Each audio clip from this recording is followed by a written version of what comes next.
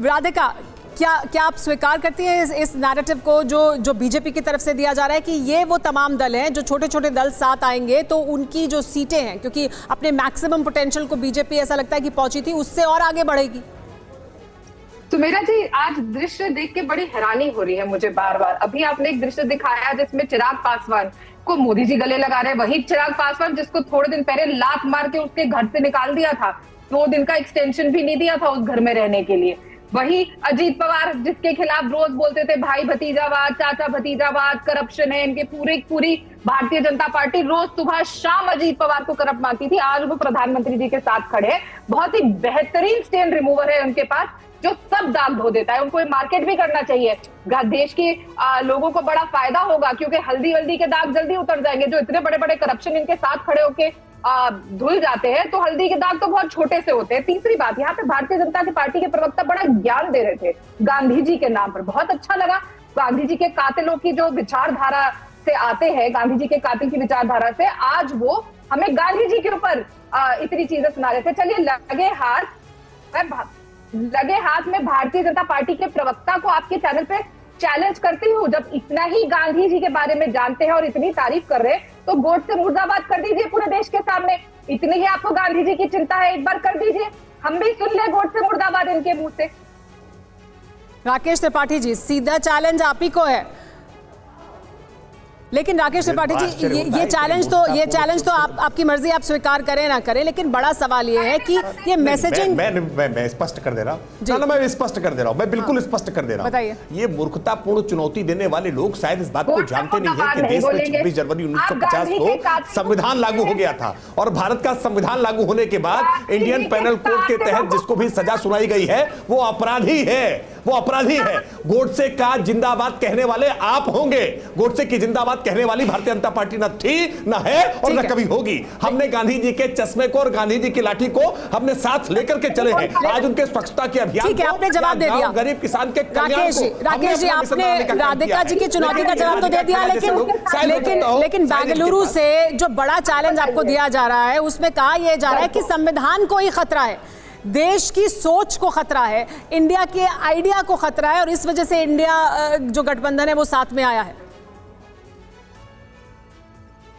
देखिए, एक बात स्पष्ट है, इसमें न संविधान को खतरा है, न देश को खतरा है, न लोकतंत्र को खतरा है, अपने अपने परिवार को खतरा है, अपनी अपनी संपत्तियों को खतरा है। इसी वजह से आज ये सब एकजुट होकर के प्रयास कर रहे हैं। और अभी राधिका जी ये सवाल उठा रही थी कि चिराग जी पर पहले क्या सवाल करते थे या अजीत पवार पर क्या सवाल करते थे।